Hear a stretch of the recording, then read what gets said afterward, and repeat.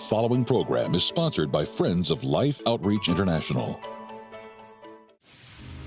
Coming up on Life Today, the holiday season can be a deeply lonely time, but Sheila Walsh reminds us that God sees us and is with us.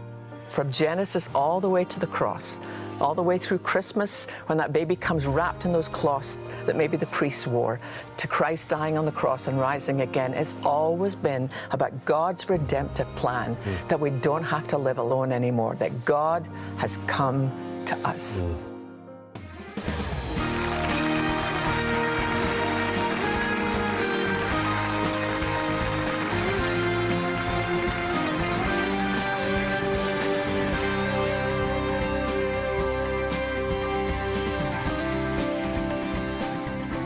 Hello, everybody. I'm Tammy Trent, and I'm hanging out with Randy Robinson today. Yes, it's going to be a great day. Oh, yeah. Another great day. Yeah. We have someone so special in the house. Thank you for watching Life Today, and thank you, Sheila, for being such a part of Life Today. You've set me up for something very special in my life as God has transitioned you in so many new places in your life. One of my favorite things that's happening right now in your life is your brand new book, The Gifts of Christmas. So we were talking about this yesterday, and there's so many great days and stories in your book. And I'm just going to dive in. Can I just dive in? Yeah, pick one. Can I dive in? They're all good. And I want to hear, okay, I'm going to actually take you to the day 9. Write this down. Can you tell me about the Candy King? I didn't know so much about this. So there's so many, I just want to say this. There's so many great stories in this book. Inspiring stories, so many great scriptures, so many things about the Word of God, all wrapped around Christmas that honestly I didn't know. So even the Candy King was one of them, and I'm like, I've got to ask her about the Candy King because we all want to know. Of course we do. Yes. Well, it's funny because it actually came out of, do you ever do a radio interview and they're asking, tell me one thing about you that your audience doesn't know? Yes. And I'm thinking, we're all on social media. My audience knows way more than they already want to know about me. And so I'm doing this radio interview, and the guy said, tell me one thing about you that your audience doesn't know. And I'm looking down at my desk and I said, I always have a dish of candy canes on my desk. And he said, you mean in December? And I'm like, no, all year. I love candy canes, so I always have them. So it made me a little curious as to, well, you know, where did they come from? And it's a sweet story, really. It's a church in Germany, and they're rehearsing for the Christmas pageant, and they have a children's choir, and the choir director can't get the kids to behave during rehearsal because they're little kids. You know what it's like with little kids. They're all making noises, and that's fine for their part. But when it comes to the more serious and bringing the message, they're all talking. So he's thinking, what on earth can I do? So he goes to the local candy maker in the village and said, can you make something that we could give each one of the kids that, you know, they can suck on and keep them quiet? So he comes up with this peppermint stick. And so he gets it back to the choir director and says, what do you think of this? And he was like, yeah, but it kind of looks a little irreverent, just a candy stick, you know, for a Christmas Eve thing. So what they decide to do is they bend the top over and make it look like a shepherd's crook. So that's how it begins. So each one of these children in the choir held their little shepherd's crook, and it kept them quiet, and it looked like it was part of the Christmas story. I loved it. Isn't And that honestly, funny? I'll never look at a Candy King the same again. Like even hanging it on my tree. I love that there's so many great moments in your book like that are teachable. But there's something always based around all these little details about Jesus and about his birth. And I want to ask you then, like, do you have a favorite memory, a Christmas time memory that you always go back to every year that's the most meaningful to you? Well, it's funny, and I think it ended up being the first devotion in the book because it's one of my most potent Christmas memories. We had the same routine that my grandmother would come over every Christmas Eve, and she'd help my mom get ready for the Christmas meal, and then she'd spend the night. And then when my brother and sister and I would wake up, and we'd start, my brother and I, my sister was always well behaved, but my brother and I were not. We'd start at 4 o'clock in the morning. Mom, you know, can we get up? And she's like, no, go back to bed. We'd try 5. Usually by 7, we were allowed to get up on Christmas morning. And we would come downstairs, and my mom would go down first to see if Santa Claus had been, and then she would say, okay, you can come down. Well, the only thing I wanted that Christmas was this beautiful baby doll. Our little fishing town in Scotland, you know, the west coast of Scotland, just a little town, had one toy store, and my nose was glued to the toy store window because it had the Robbie the robot, which my brother wanted, but it had this beautiful baby doll, and that's all I wanted for Christmas. And so we run downstairs, and my brother's gifts were always on the table. My sisters were on the chair to the left of the fire and mine to the right of the fire. And so I almost didn't even dare looking at mine first. I looked at Frances, and she had books which would keep her busy and antisocial for weeks. My brother had his robot, and so I finally looked at my chair, and she wasn't there. Oh. And my mom said, "Sheila, you're not opening any of your presents." And I was like, "Oh, sorry." And so I opened up some puzzles and a couple of things. And she said, "Are you not going to look at your main gift?" And I was like, "What main gift?" She said, "Sheila, look at your feet."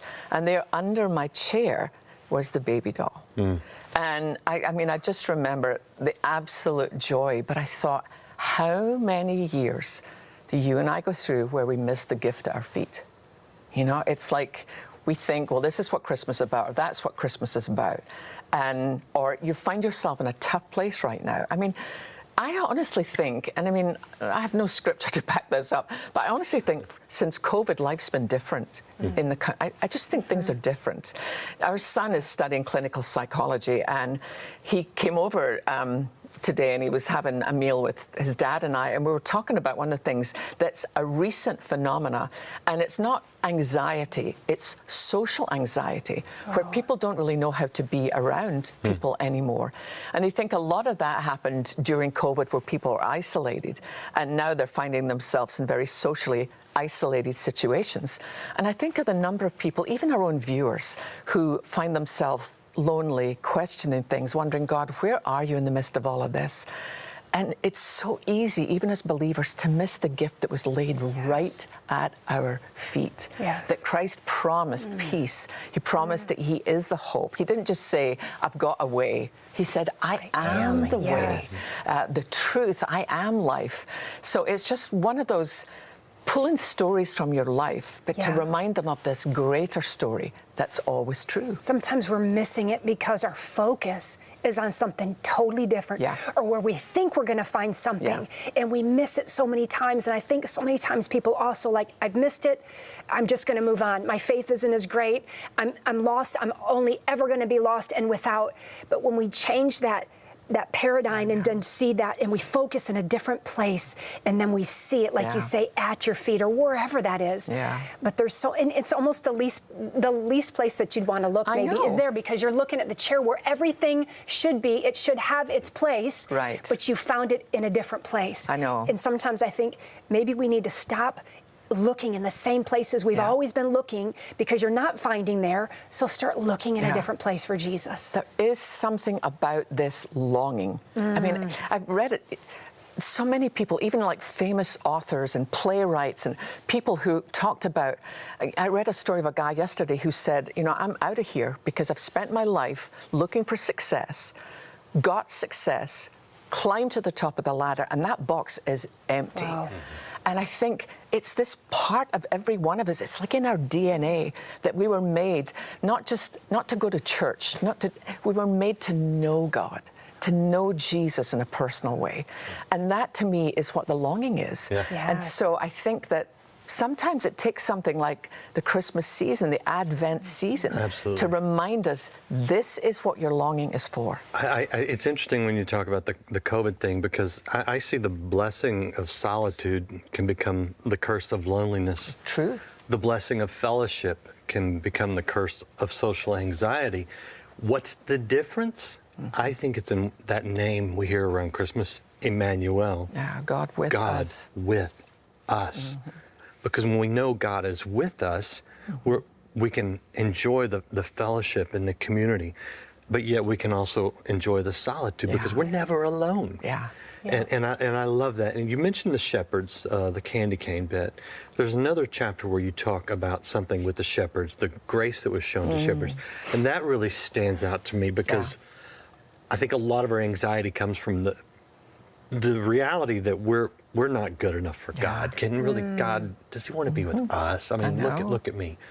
But what do we learn from the shepherds? I love that God came to the boys on the night shift. I just love that. Right. That's awesome. There's something about the fact that Christ, that the angel came to give the announcement about Christ to shepherds who were the most, I didn't realize this until fairly recently, the most despised people in the community. It was the low level. Yeah, and if the shepherds even tried to go through the town, merchants would throw things at them. Wow. But the other thing I found that was interesting is, if you go way back to Genesis, to the story of Joseph, and his brothers, as you know, they've trafficked him into Egypt. It's a disaster. Then they end up 14 years later in desperate need of his help. And they think, once they realize this is the brother that we thought we got rid of, he's now in power, we're coming to him, he's going to get his own back.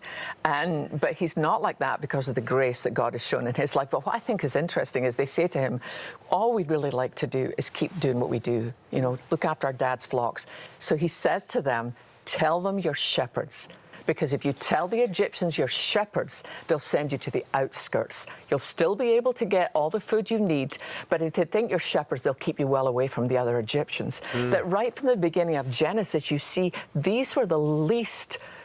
These are the people who are not invited to the party. These were the people that everybody else despised.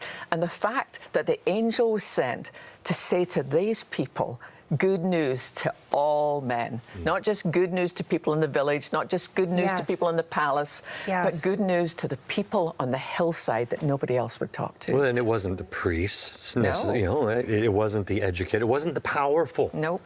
It was the least, and that is such a beautiful message. And Christmas is just that time where if we can understand the significance of it, the real meaning of it, not the commercialization that I react to negatively, but the real.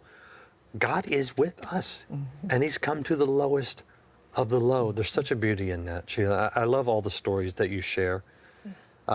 Is there any one particular one that is your favorite?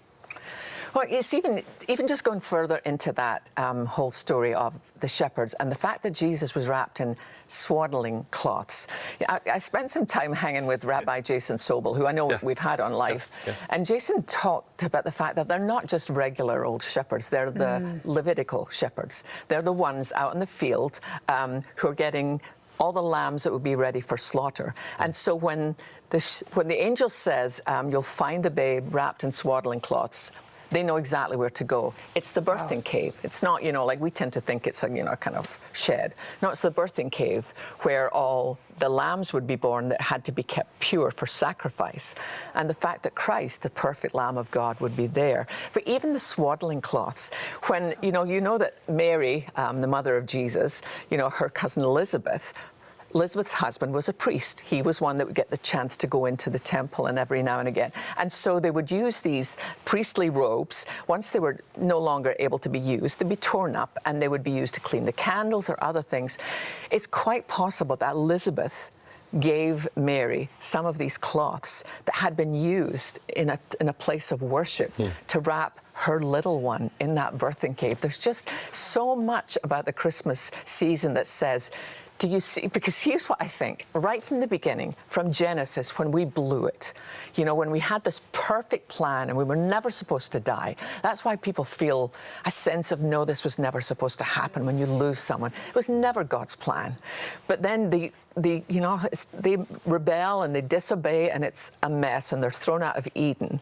And it's the grace of God that they're thrown out of Eden, because if they stayed, they would eat from the tree of life and live forever. Broken. God says no. But I love, Miroslav Volf wrote this thing where he said that, so either we will be dressed in animal skins for the rest of our life, because that's what God did. He killed the animal, or this is the first step on the way to a better wardrobe.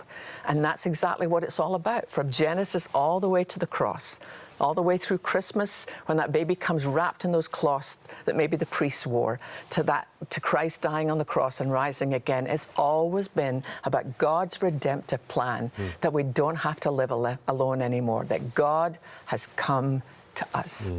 something to celebrate. Yes. Something to celebrate. No wonder you don't like the commercialization of it, because there's something more powerful here that so many of us miss. We get so caught up in the busyness, in the stress of it, that we don't take a moment to stop and think about what every component means, every detail of the birth of Christ means, everything that was put into place. And that's what I feel like when I pick up this devotion, Sheila. I'm just like, I've learned so much. Or even that, I didn't know about the shepherds. Isn't that cool? Yes, it's so cool. I didn't know about that. And when you even think about, we've always talked about Jesus being born in a stable. It's like, well, maybe it was a cave, and it was a cave, and then it's like, that's the image of that is just, it changes for me. I'll never see it differently anymore. But you teach us. You're such a great teacher. Thank you. When you talk, you light up. When you're talking about Jesus, when you're talking about the things of God, I love it because you kind of scooch up in your chair all the time, and you, I don't know if you notice, it's great, and you just go, and I just lean in. I learned so much from you. So this is a gift, and I'll go back and visit it many times throughout the year. I thank you for it. You talk about the star, day 3. I love it because it's about when you're at Life Today and you travel to Angola with Life Outreach. And I got to travel to Angola one time. I said one time because we stayed in tents out in the middle of nowhere, no electricity, no running water. And we slept in tents for 3 or 4 days. What did you see that you have never seen before? Well, I saw what Abraham saw. Yes, exactly. That's why I thought, the humanness of me was like, this is really hard. I don't have a bathroom. Sheila, what I loved is when you wrote it in your book, I could totally relate. The night that was so dark as dark. When you walk out of that tent and you look up and you see the stars, there was something that happened, and I love how you write about it in your book. Well, it was just so amazing because my tent was next to Janice, who takes most of our photographs, and you're right. I mean, it's like there's no electricity. There's nothing anywhere. And so I had my little helmet on with my I felt like a miner, like I'm down there getting coal. And Janice said, Sheila, bring your sleeping bag outside. Yeah. So I dragged my sleeping bag outside, and we both lay down there, and I looked up. And honestly, I wept. Yeah. Because it's like when God said to Abram, look at the stars. And we forget back then there's no electricity, so he sees everything. Yeah. Because I didn't realize how much our commercial lights and living in cities and towns, it dulls everything. But suddenly we look, and we just look up. And even though you're in the middle of Africa and you're very far away from anything that you call convenient, but you suddenly see the awe and the wonder of our God. Yes. It was just... I thanked God for that moment. I think I felt the same way. Like you could take it all away. And if this were my last moment that you gave me, God, like I felt like it was just me and him in the big universe. You created the stars just for me in just this moment, so far away from everything, but yet I'm home. Yeah. Beautiful. I'm out there, and I'm like, imagine for most of the history of the world, people have seen what we saw in Angola. And again, I've never seen anything like that. And I've been places like Alaska, some dark areas around the U.S., but nothing like that. The clarity, the lack of moisture in the sky, the moon was not out. And I'm thinking, for how long have people looked up like this and thought, there's so much more out there than we realize? How big is this universe? How big is God? What is out there? And the beauty of Christmas is that God comes to us. I know. That's what's mind-blowing. Right? That's what brings me to my knees, that he would leave the wonder of that. It's like that story of the man and the birds, where the man is trying to help birds. It's a cold night, and the birds are hitting his window trying to get inside, and he thinks, no, so he opens the barn, puts a light on, see if they'll go in there, and they won't go in there because they're scared of him, and he thinks, I would need to become like them. I'd need to become a bird so they'd follow me. And he's not a believer, and suddenly he hears the church bells playing, "O Come, All Ye Faithful," and he sinks to his knees in the snow, and he thinks, that's what you did. That's what God did. That's exactly what you did. Wow. I love that story. I love it. So many great stories. I hope people will request the gifts of Christmas. It will be a gift to you that you can give to others. And Sheila, thank you for letting us get to talk about it, putting it together, spending the time. Too. Yes. No, it's wonderful. But the biggest gift that many of you can give is one to many of the people in Angola and other countries where we do mission feeding, because this is the only expression of God that some of them have ever seen this love that says we would come to you Yes. as Christ came Yes. to us and give you what you need Yes. for life. So I just want you to take a minute and watch this and pray and say, Lord, what can I do to be a part of sharing your love? Watch this and you'll see how it's possible. So we're here in rural Angola, and we've been talking to you about the drought that has ravaged this area. Not a one-year drought, not a two-year drought, 5 years of drought. 5 years they've not had enough rainfall to grow a single crop. If you look here, you'll see what's left of this farm is just dry remnants of a crop that used to be. How has the drought affected your ability the lack of rain affected your ability to be able to farm? A falta de chuva, primeiro essa seca que nós cultivamos, todo o milho mesmo secou, não colhemos mesmo nada. Assim tem já que fechar a porta para dormir, para as crianças não saírem, senão vai nos vizinhos e pedir comida. Tem que dormir cedo. É dormir mesmo cedo, sim. Oh, I'm sorry. Sinto muito por essa situação. Oh, sorry, Mom. Oh, I'm sorry, man. What's wrong? Shame, I'm sorry, Mommy.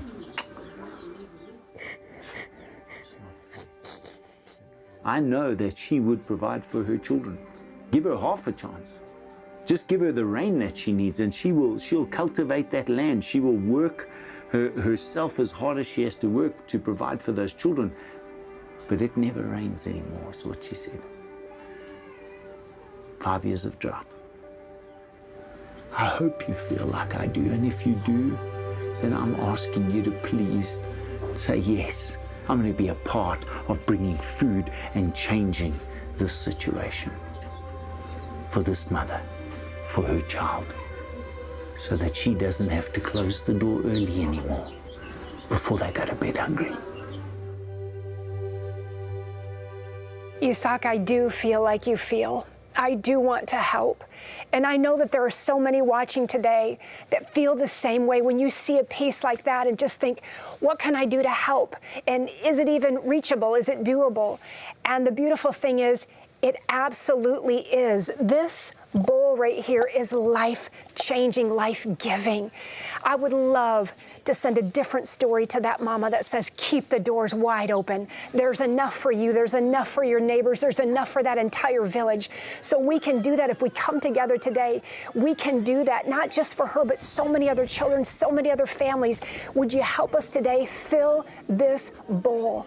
Fill it and more and more and more so that we can go out and change the world one life at a time. It's completely doable. Right now, Randy, we are feeding every day 350,000 children. Right. It's amazing, but there's so many more that need this food. And so we have a vision. We've got it all in place, but it's going to take you to join with us. Right, and the only reason we can feed 350,000 children every day is because viewers like you have made it possible. And we need to continue. As you saw there, the drought is ongoing, and there are other situations in other countries where we do the mission feeding, as you've seen, Tammy, where you find children who are going to bed hungry. Yeah. And we just believe no child should ever go to bed hungry. And I know that happens here in the United States and in Canada, Australia. In these areas where we're talking about, you've got parents who have worked their whole lives to provide what little they can, and now something has happened to where even that hard work doesn't pay off. It's not neglect. That child could maybe go ask the neighbors for food, and the neighbors probably won't have any food either. It's what we call abject poverty, and it's into this difficult situation, this hopeless situation, that viewers like you have brought hope over the years, and we want to continue. Will you make a gift today towards mission feeding that will enable this to continue, to help for however it longs to get these children out of the state of malnutrition that they're in, so that they can return to school and maybe, sometimes helping with the harvest when it does come in. Here's how it works. A gift today of $30 will help feed 3 children for the next 3 months. A gift of $50 will help feed 5 children for the next 3 months. $100, 10 children. You see how it works. And it only works that way because we have the people and the processes in place that we've developed over the years. And when we go in with that bowl of food, of nourishment, we go in with the love of Jesus Christ. We feed their bodies and we feed their souls. Many of you could make a $1,000 gift today and feed 100 children for the next 3 months. Maybe 3,000, 5,000, 10, whatever it is God puts on your heart. The important thing is the response. You see a need, it's very real. You are the solution. Will you respond today? I pray that you will. Across the continent of Africa, children are suffering, facing severe malnutrition and even death. With food reserves gone and many areas experiencing severe famine, we urgently need to replenish supplies to keep feeding the 350,000 children who are counting on us. Through Life's Mission Feeding Outreach, your gift of love can be an answer to prayer for a hurting and hungry child in their time of need. Call now with your life-saving gift of $30, $50, or $100 to help feed and care for 3, 5, or 10 children for 3 full months. With your gift of any amount, we'll send you the brand new Life Planner. Bound in soft touch leather, this planner will help you with your daily walk with space for you to record your appointments, goals, inspirational notes, and prayers. With your gift of $100 or more, please request the God's Promise Serving Bowl. This beautiful and versatile ceramic bowl is decorated with 2 Corinthians 9:8 and will make a lovely addition to your table or home. Finally, with your gift of $1,000 or more to help feed and care for 100 children, be sure to request our inspiring bronze sculpture, Consider the Birds, inspired by Jesus' words in Matthew 6:26. Please call, write, or make your gift online today.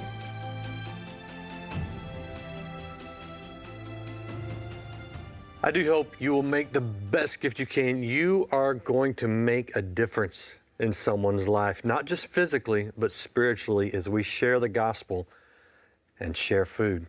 And if you will request Sheila's book today, The Gift of Christmas, it will make a wonderful gift for you. It's awesome. Isn't it great? Yes, I can tell you and I can vouch for that. It is an awesome book. You'll want to get the book. So can I just say to you, please, please, please give to Mission Feeding. I've been there. I've been on the ground. I've seen the difference. This is life-changing. It's wonderful. So. Thank you. Wow, Thank you yeah. for that. And thank you again for this book. And you can have this if you want it. I do. All right. I do want it. But One you're for going to my have to mom. request your own. Thanks for being with us. We'll see you Yes. again next time on Life Today.